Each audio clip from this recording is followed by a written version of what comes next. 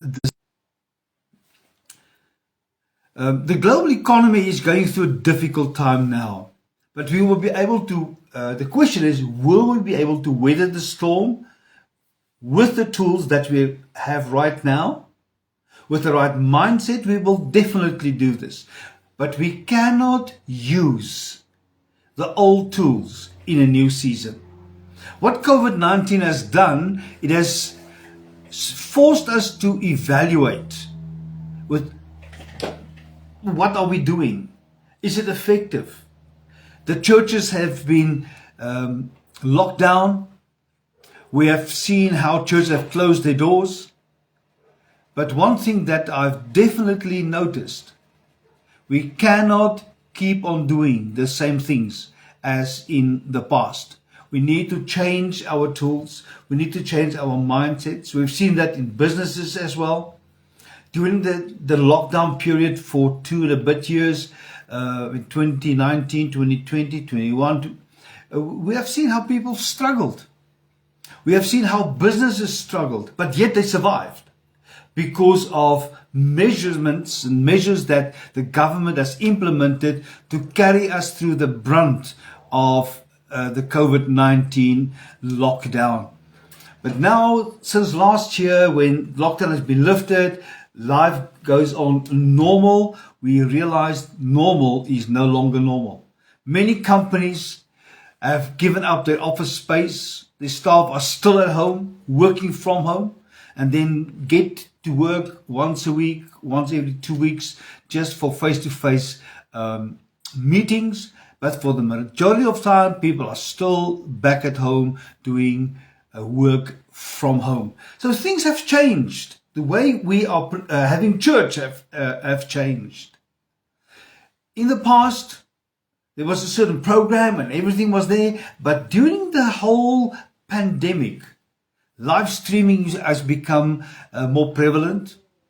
People stay at home, watch the sermon recorded from the office, and then when churches were opened up gradually with 50 people, 100 people, 200 people, then 50% of capacity, many churches haven't even opened up when there was this limited attendance.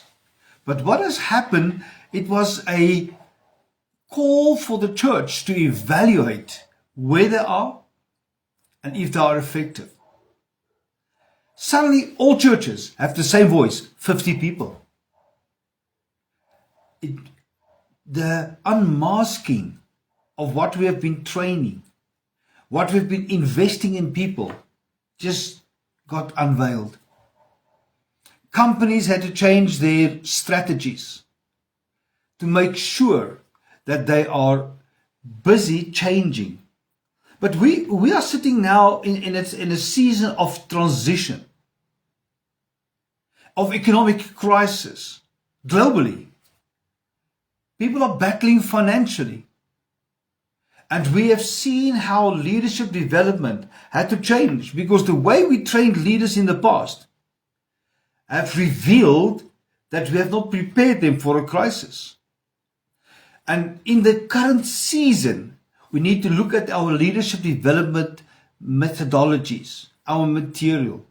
We need to manage our staff in a certain way. Now they are working from home. There's not that traditional thing, go to work, go home, and at the workplace you have control over people because you know their setup. But there's a lack of control when people are at home. Now you need to trust more. They are sitting with challenges, internet, load shedding. I'll just name it. There are so many challenges. Your children are at home, especially during the lockdown. You have to be a parent. You need to be an employee. You need to be diligent, self-disciplined. So new things, we were challenged on new things. And since 2022, we've realized we have dropped the ball as leaders. The reason for the derailment are numerous, as I've just mentioned. But there are many reasons why leaders in organizations fail. And I want to mention just a few, if I have time this morning, why we fail as leaders. There's a disconnect of communication for various reasons. People are not at the office anymore, so you can't just pop into the office and discuss something. You must go on the internet, send a WhatsApp, send an email, do a Skype session, do a Teams meeting, or whatever. Suddenly there's a disconnect with your communication. So we as leaders need to learn how to communicate more effectively. And then there's an unwillingness, a stubbornness to change, to be agile, to make sure that when a crisis comes again, I'm ready to handle this. But so many people are unwilling, and the inability to navigate your organization or your church through a crisis. There wasn't a manual that we could have read. No people alive have been experiencing what we have experienced for the past 3-4 years. The last previous crisis globally was 100 years ago. I've got a teaching, or I've did some research on global pandemics. For the past 400 years, there was a global pandemic every 100 years. So the chances that we will go through another global pandemic are very limited. But we can be assured that we will definitely have another crisis. It is part and parcel of life, is change. During the COVID-19 pandemic, our flaws as leadership, our makeup as leaders, lack of emerging leaders, the training and the preparation of them to train them, to equip them for unexpected events have been lacking. We have training our staff on the things we know, on the current circumstance, and that thing of preparing a leader for the unseen, for the unexpected, has been revealed. Now suddenly we must change our training material to make use of this information we had, so when somebody else in the future goes through the same crisis, at least there is some manuals available. And we are living in a global world, a global city, where everything is now available on the internet. 100 years ago, it was not there. We had to rely on books and materials, which were limited 100 years ago. But now we have no excuse. Our staff and our organizations and our churches were not adequately trained in case of a crisis. And we know this. I don't have to go and do research on this. It's fun. Was there a crisis? No, we went through a crisis.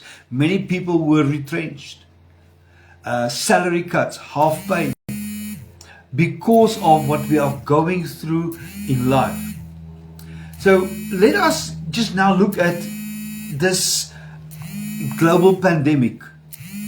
We might never experience this again, but as I've said, we will definitely have some or other crisis in the future. And this you can take to the bank. It is definitely a crisis with economic crash because of industrial actions, stayaways, sudden political turmoil, overthrow of governments, natural disasters, a new competitor that comes to the marketplace and changes the playing fields.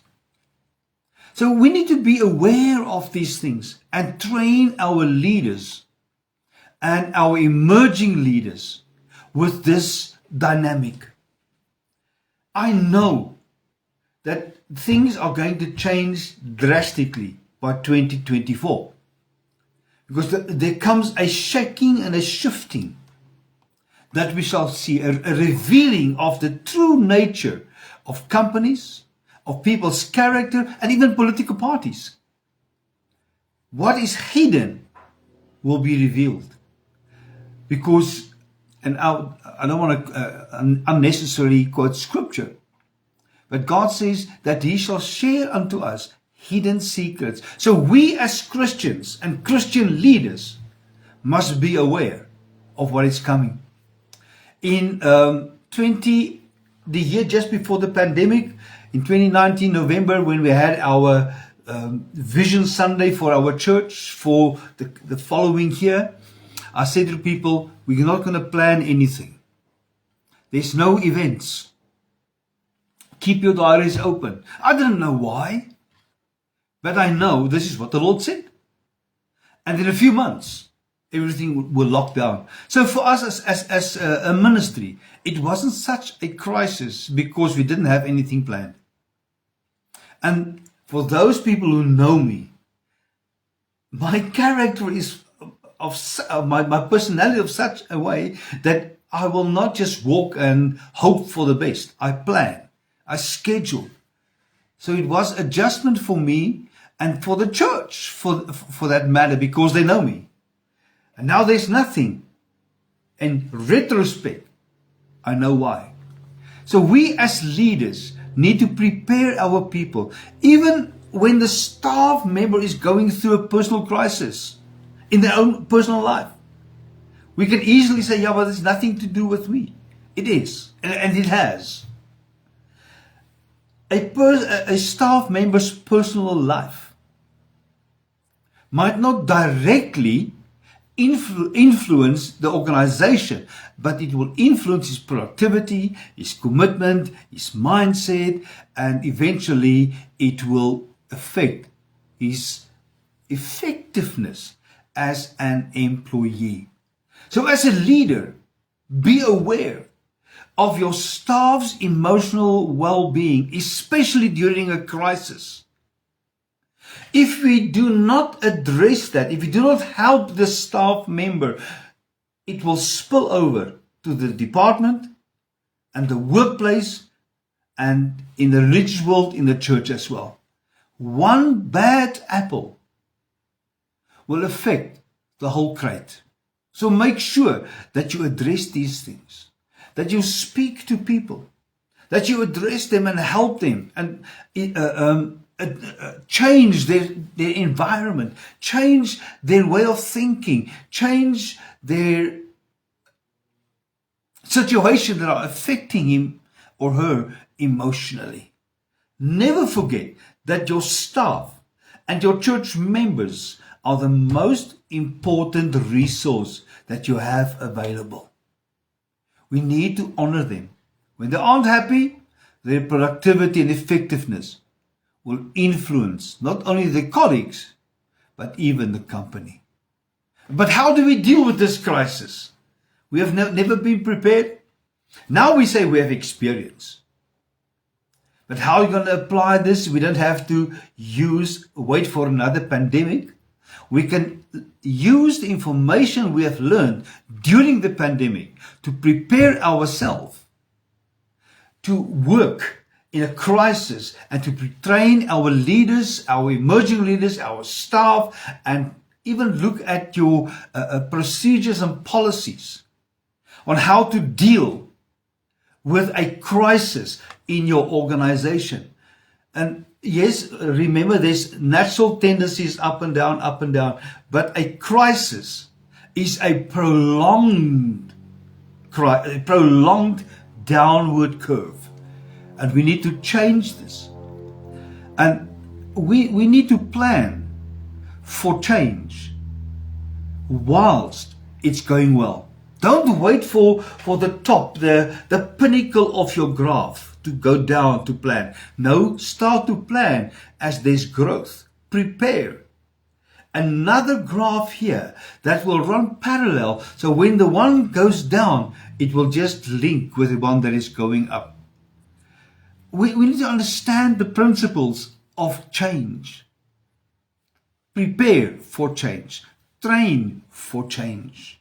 We cannot proceed on the old ways. Only a fool expects a different result with the same procedures. COVID-19 came to us as a shock.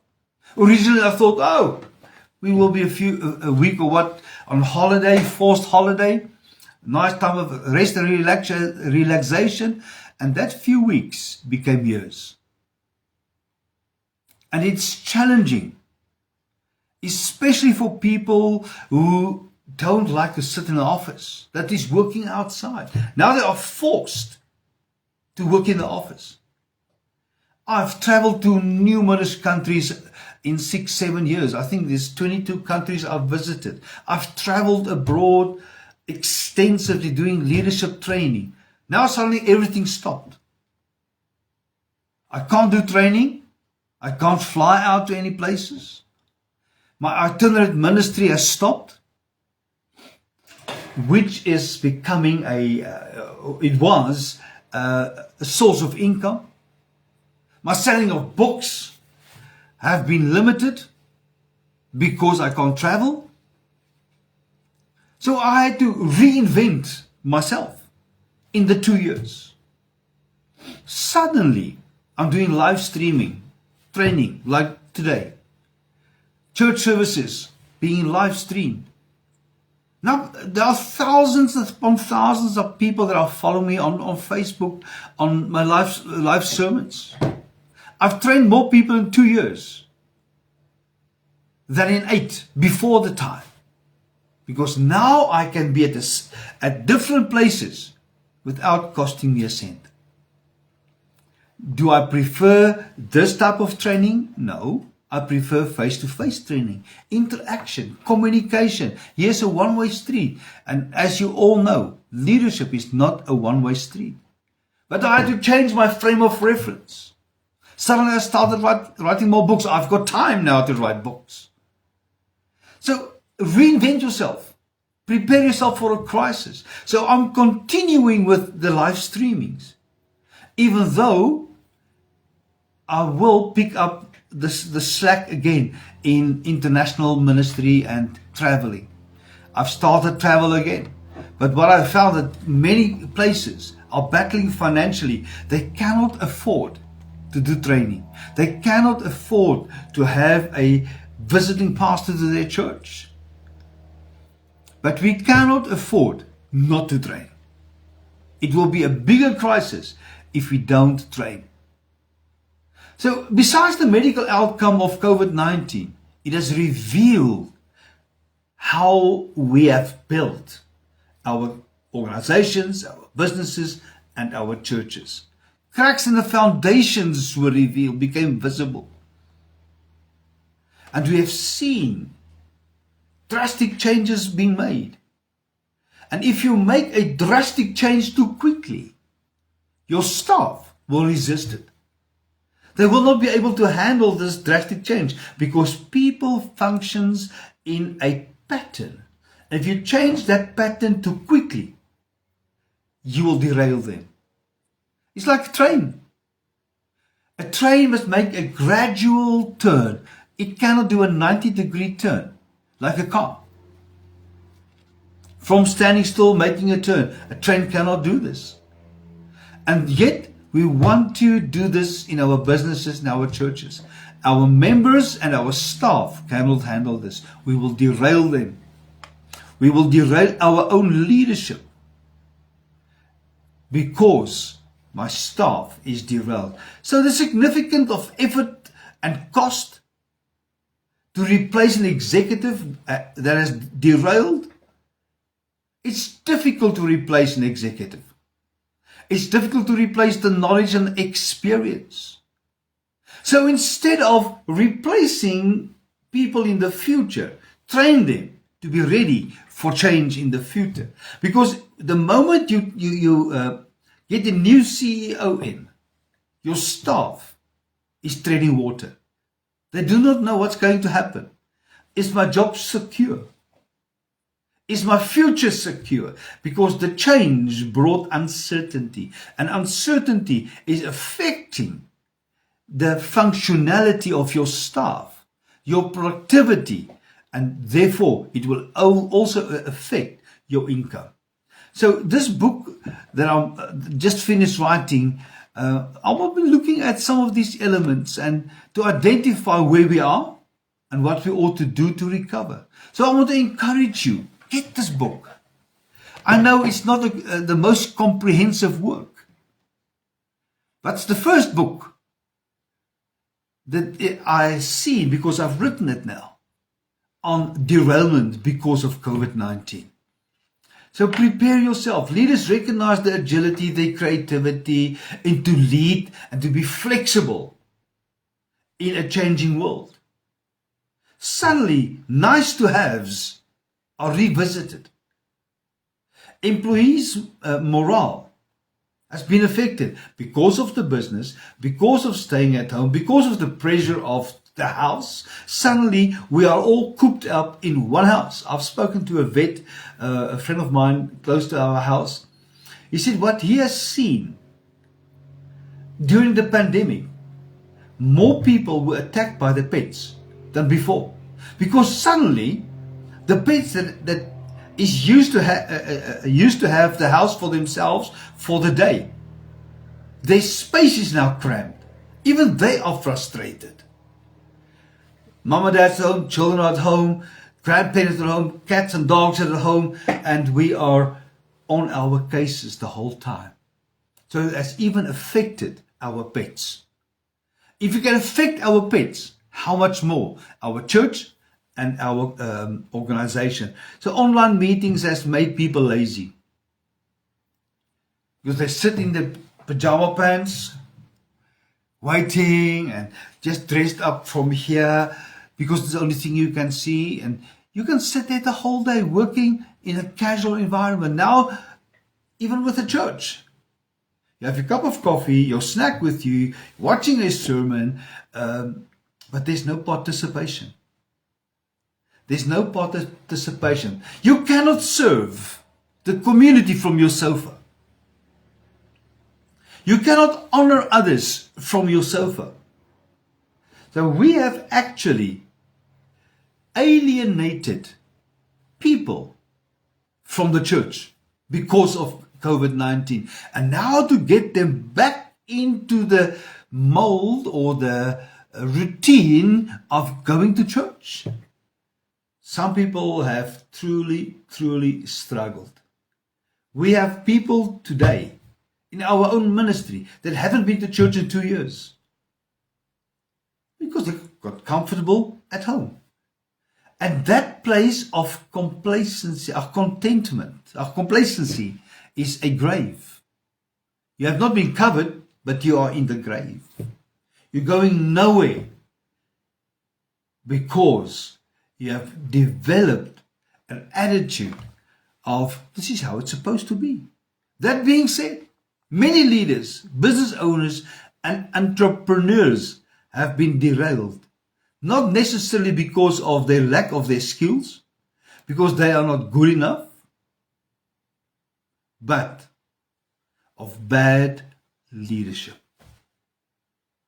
And we don't have any form of example that we could have followed. But we've applied solid business principles to train, to equip for the immediate and for the future and for the unseen. But we have left the unseen, the unexpected out. Because for more than 100 years, it was not necessary. Yes, there was a war, 2 wars for that matter, a global recession or depression. But most of us have not been there. We've read it in books, watched movies on it, but we have not been through it. So we are not ready to change.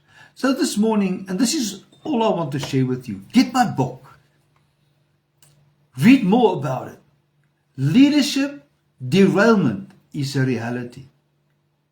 It's affecting families because now the leader is derailed. He might be retrenched. He might be fired. It places financial pressure on the family. The person is in depression. Can't get a new job because he might be a CEO. People don't employ CEOs at this stage of an economic recovery. The church is battling. Businesses are battling. finances dry up, and we're not ready for this. So let us reach out as leaders, as CEOs, as entrepreneurs. Train your staff. Help them to prepare for the unseen. Thank you for joining this morning. And please share this video and contact me if you want to order books. Direct message me, send me a WhatsApp, email me. All my details are on my Facebook page. So thank you. God bless you. Enjoy the rest of your day.